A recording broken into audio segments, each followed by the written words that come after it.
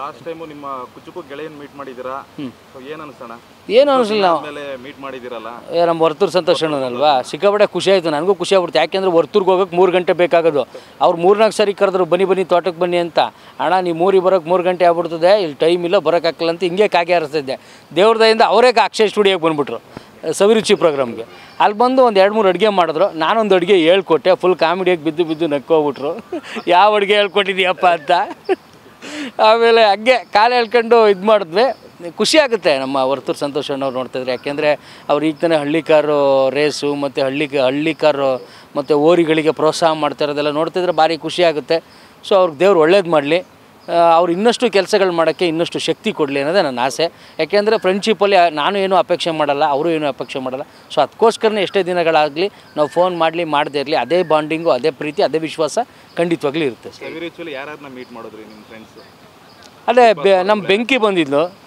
ಆಮೇಲೆ ಬೆಂಕಿ ನೋಡಿ ಖುಷಿಯಾಗೋಗ್ಬಿಡ್ತು. ಯಾಕೆ ಗೊತ್ತಾ, ಬೆಂಕಿ ಎಂಥದ್ದು, ಬೆಂಕಿ ಅಂತಲೇ ಒಂದು ಲಾಕೆಟ್ ಮಾಡಿಸ್ಕೊಂಡ್ಬಿಟ್ಟಿದ್ದಾಳೆ.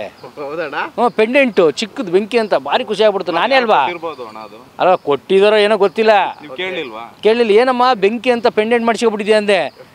ಹಂಗೆ ಮಚ್ಚ ನಾವು ಒಂದು. ಆಮೇಲೆ ಭಾರಿ ಖುಷಿ ಆಯ್ತು ನನಗೆ. ಯಾಕೇಳಿ ಬೆಂಕಿ ಅಂತ ಹೆಸರಿಟ್ಟಿದ್ದೆ ನಾನಲ್ವಾ, ಅದು ಪೆಂಡೆಂಟ್ ಲೆವೆಲಿಗೆ ಬಂದಿದೆ ಅಂದರೆ ಭಾರಿ ಖುಷಿ ಆಯಿತು. ದೊಡ್ಡ ಮಟ್ಟಕ್ಕೆ ಬೆಳೀತಾ ಇದ್ದಾಳೆ ಅವಳು, ಬಿಸ್ನೆಸ್ ಎಲ್ಲ ಮಾಡ್ತಾಯಿದ್ದಾರೆ, ಭಾರಿ ಖುಷಿ ಆಗುತ್ತೆ.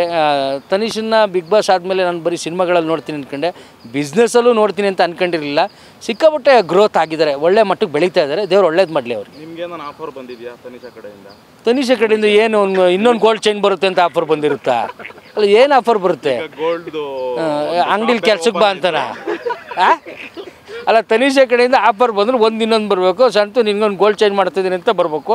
ಇಲ್ಲಾಂದ್ರೆ ಸಂತು ನಮ್ಮ ಆಫೀಸಲ್ಲಿ ಸ್ವಲ್ಪ ಫ್ರೀ ಟೇಬಲ್ ಬಗ್ಗೆ ಕೆಲಸ ಮಾಡೋರ್ಬೇಕು ಅಷ್ಟೇ. ಇನ್ನೇನು ಆಫರ್ ಕೊಡೋಕ್ಕೆ ಸಾಧ್ಯ? ಇಲ್ಲ, ತನಿಷಾ ಅವರೂ ಸ್ಟ್ರಗಲ್ ಮಾಡ್ತಿರ್ತಕ್ಕಂಥ ಆರ್ಟಿಸ್ಟು. ಅವ್ರವ್ರದ್ದೇ ಆದಂಥ ಸಿನಿಮಾದಲ್ಲಿ ಬ್ಯುಸಿ ಆಗವ್ರೆ, ಹೀರೋಯಿನ್ನಾಗಿ ಕೆಲಸ ಮಾಡ್ತವ್ರೆ, ಮಾಡಲಿ. ಆಮೇಲೆ ನಮ್ಮ ಅವಶ್ಯಕತೆ ಇದ್ದಾಗ ಖಂಡಿತ ಹೇಳ್ತಾರೆ. ಯಾಕೆಂದರೆ ನನ್ನ ಕ್ಲೋಸ್ ಫ್ರೆಂಡಲ್ಲಿ ಅವರು ಒಬ್ಬರು.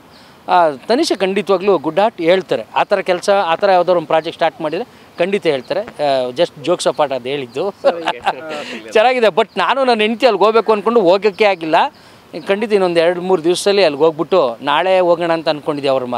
ಅವರ ಒಂದು ಅಂಗಡಿಗೆ ಹೋಗ್ಬಿಟ್ಟು ಬರ್ತೀವಿ ಅಲ್ಲಿ ಖಂಡಿತ.